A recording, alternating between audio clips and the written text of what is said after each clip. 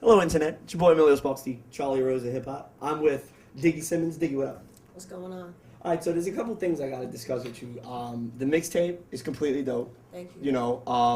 I didn't think I'd be rocking to a 14-year-old's material as hard as I am, but it's like I understand like where you're coming from with that. Yeah. So, talk about how you worked on the project because you told me before we went on mic that you did it all from your house Yeah. and it was just networking and connecting through the computer. Exactly. So like talk about how you got your little mogul game on because dude you're a well-spoken kid for 14 years old. So like get into that please. Thank you. Well, it was kind of like, I mean, I've been rapping since I was 5, but then I kind of like stopped and I would like write and stuff like that. Because, at the end of the day, like people are like, this kid from Run's house, why is he rapping? But it's really, like an expression of me at the end of everything. And so I got into it. I did like this remix to She Don't Want a Man like back months ago. And then my boy was like, yo, that's crazy. And he's like, you need to do a mixtape.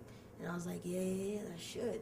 And so basically, I kind of just got started on it, like I didn't even think about it like a second time. I just went straight to I have a blog and whatnot, just went straight. I'm like, I'm coming out with a mixtape, and I like set the date, and I was like, I ended up pushing the date back twice. You know what I'm saying? And so I got in touch with like a bunch of different people, like Black the Beast produced on it, and Nico produced on it, and Young Jers. And so yeah, I basically did it all through the internet.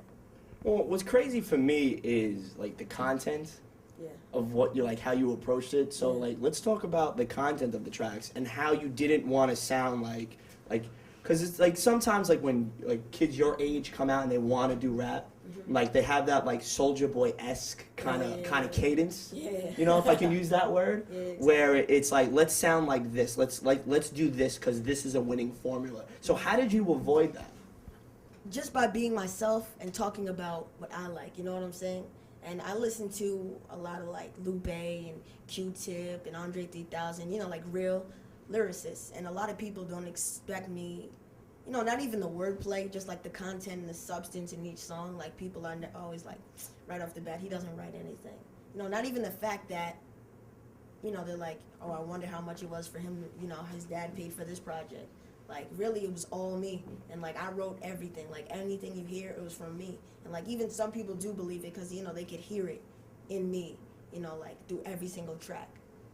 It's funny that you mentioned your dad because I was gonna ask that. You come from rap royalty. Your dad and your uncle Yeah. started hip hop. Like, if it wasn't for them, I don't know like where we would be. At this point. With our genre of music that we love, and a lot of people are gonna come at you, and it's gonna be I don't want to say hateful, Yeah. but people are gonna come at you and they're gonna look at you funny because of your last name It and already who you started. are. So how do we combat that, and how do we tell them, listen, I did this on my own. This is what I did. Listen, the music speaks for itself. It's basically, like, condemning it before they can even say it. Even though, like, they all said it, even after the first single and the second single I put out. The second one was Point to Prove, you probably heard as well. And a lot of people were impressed by Point to Prove because it was kind of like, all right, I'm telling you this, and this. And then a lot of people were like, yo, Diggy's really spitting, like, listen to this, you know what I'm saying? So that's what attracted a lot of people to look at the mixtape.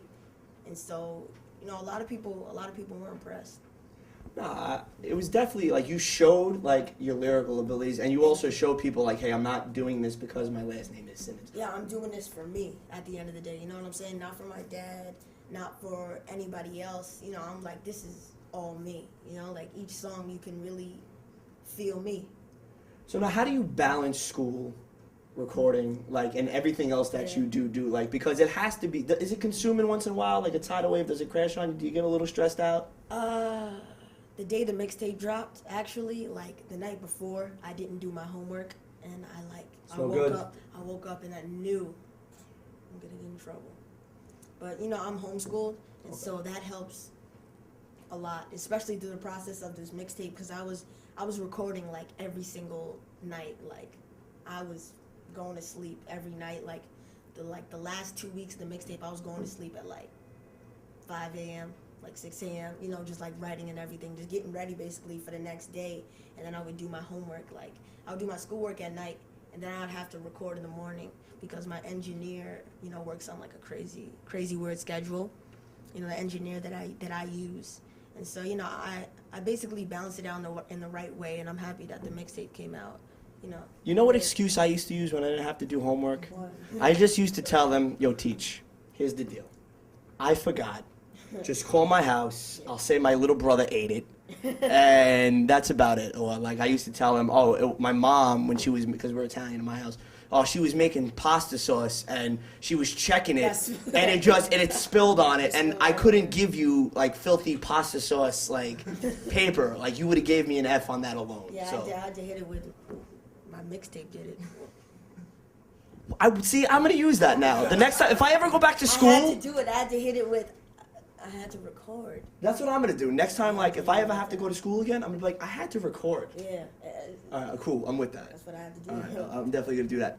I want to get, because you're a stylish kid. You got more style than me, which I'm jealous of. It's all right. If I could fit in these clothes, I would. But so we gotta talk about like clothes and how like they create this smoke and mirror image of being an MC, because a lot of MCs now, like something gets lost in the sauce. You know what I mean? Yeah. Like where it's more about sneakers More and than- the clothes rather than the actual lyrical content. Like the substance. Of Yeah, the ability behind the track. So now, how do we not like create like this smoke and mirror image that Diggy is really really fly, because you do have like, you know, like some bravado with your clothes. Like how do we like get past that? What do you tell people? You know, I don't really. My mixtape didn't really talk about it, you know, that much. Like I didn't, you know, my mindset was in a different place than my clothes. You know what I'm saying? Like a lot of people knew right off the bat, oh, he's gonna talk about money and cars and girls and balling out at the mall. You know what I'm saying? Like that's what they knew right off the bat. But you know, that's why people were impressed when they heard it. And I approach it, you know, just by being myself, like I said. You know what I'm saying? That's basically what I do. Now, who goes in on a track? You or JoJo? Like if I was to invest a paycheck, which is not a lot, so it'd probably be like $50. If I was to throw down a crisp $50 bill, I'd be like, who would go in on a track? Would it be Diggy or would it be JoJo? In your opinion, who is it? It's both of us. Both of us. Both of us, me and JoJo. Yeah. I want to hear. I got to hear some more JoJo. So Yeah, we got to do more that. JoJo. He has some recent stuff out. Yeah. Like what? What is he doing? He has his mixtape, Most Improved Player, coming in March, I think. Yeah. See, now I get the impression you're a smooth guy. You know, like Really? you have this like, hey, I'm Diggy. Girls love me. So now, so you know, with you like, you know, because you are famous. You know what I mean? And it's a lot to take in when you're 14 years old. So like, how do the girls like hit you up? Like, because is it more like Facebook, MySpace, Twitter? Because I mean, it's got to be like.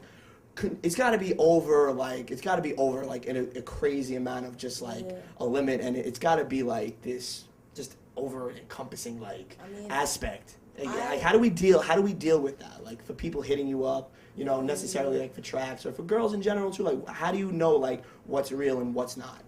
I mean, over the years, like especially learning at like a young age, you know what I'm saying? Like the whole who's real and who's not, because especially when you're young, it comes at you either way. People don't give you, you know, that break, even if you're young. Like fake people come and fake people go, like all through your life. So it's like you kind of know who's real and like who's genuine at the end of the day. You always have to watch, but you know, like I knew. Like for instance, you know, like Nico, like I could tell, you know, like he was genuine. Like he told me, like he messes with me just like a normal kid out of his projects. You know what I'm saying? So it's like, you know who's really real at the end of the day. As far as the girls go, I mean, I don't really do like Facebook, MySpace. I only have the Twitter. Good. Twitter.com/Diggy_Simmons. I'm Emilio Sparks. That's Diggy Simmons. Until next time.